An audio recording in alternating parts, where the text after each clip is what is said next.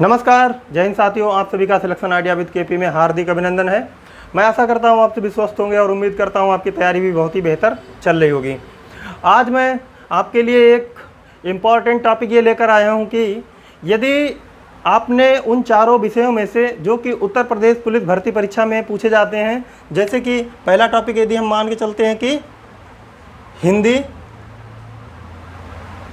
दूसरा टॉपिक यदि मान के चलें गणित, और तीसरा टॉपिक यदि मान कर चलें कि सामान्य ज्ञान, और चौथा टॉपिक यदि मान कर चलते हैं, ज़रूरी नहीं कि ये इसी तरह से पेपर में आ जाए, इनका ऑर्डर कोई दूसरा हो सकता है। जैसे कि सामान्य ज्ञान पहले पोर्शन में हो सकता है, गणित दूसरे पोर्शन में हो सकता है, हिंदी चौथे पोर्शन में हो सकता है, लेकिन चारों विषय यही रहेंगे। चौथा विषय हो जाएगा तर्क शक्ति, जिसको इंग्लिश में रीजनिंग कहते हैं।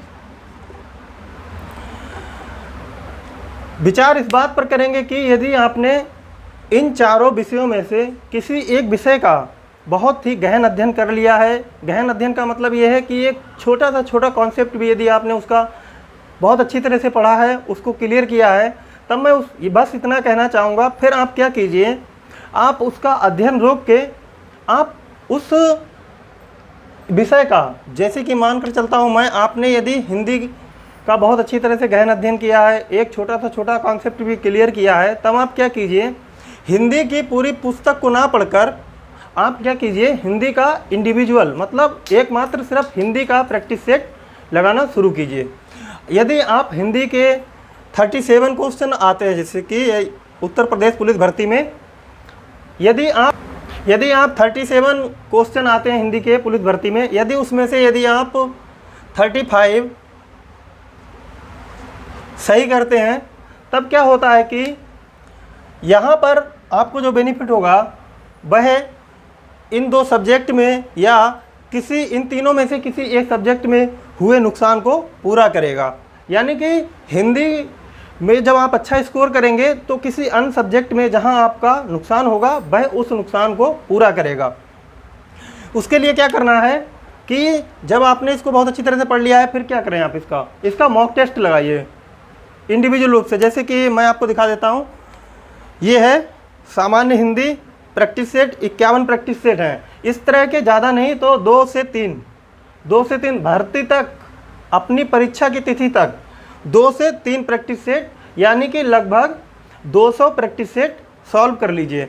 यदि आप 200 प्रैक्टिस सेट सॉल्व करते हैं, तब आपके अंदर एक आत्मविश्वास आएगा। 200 क्वेश्चन होते, 200 प्रैक्टिस सेट जब आप सॉल्व करेंगे, और मैं मानकर चलता हूं कि एक प्रैक्टिस सेट में यदि आपके एक प्रैक्टिस सेट में यदि 50 क्वेश्चन भी होंगे, तब आप 200 की अगर 50 से गुणा कर देंगे, तब कितना आएगा, 10,000। 200 प्रैक्टिस सेट सॉल्व करने पर, जिसमें एक प्रैक्टिस सेट में 50 क्वेश्चन होंगे हिंदी के, मैं इस समय हिंदी की बात कर रहा हूं,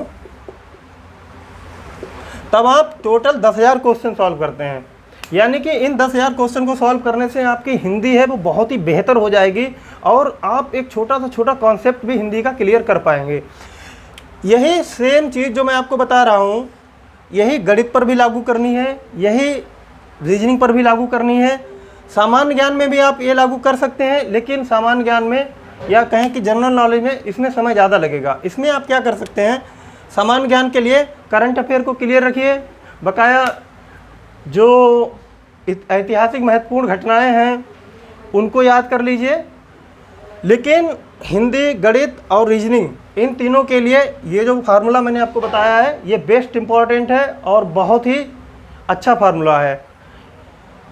इस तरह से तैयारी करने से क्या होगा कि आपका कॉन्फिडेंस लेवल बहुत ज़्यादा रहेगा, और परीक्षा देते समय आप बिल्कुल भी नहीं घबराएंगे, क्योंकि आपने बहुत ज़्यादा प्रैक्टिस की होगी। यदि आप 10,000 हिंदी के क्वेश्चन सॉल्व करते हैं, फिर उसी प्रकार से मैथ के भी यदि आप 10,000 क्वेश्चन सॉल्व करते हैं, फिर यदि बात की जाए रीजनिंग के भी यदि आप 10,000 क्वेश्चन सॉल्व कर लेते हैं, तब आप टोटल जो सॉल्व करेंगे क्वेश्चन वह हो जाएगा 30,000, जो कि एक बहुत बड़ा आंकड़ा हो गया। इसलिए अपने सिलेक्शन को श्योर करने के लिए ये फार्मूला बहुत ही बेस्ट है।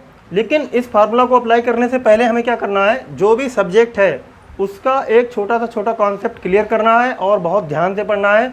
मेरी शुभकामनाएं आपके साथ हैं। जय हिंद।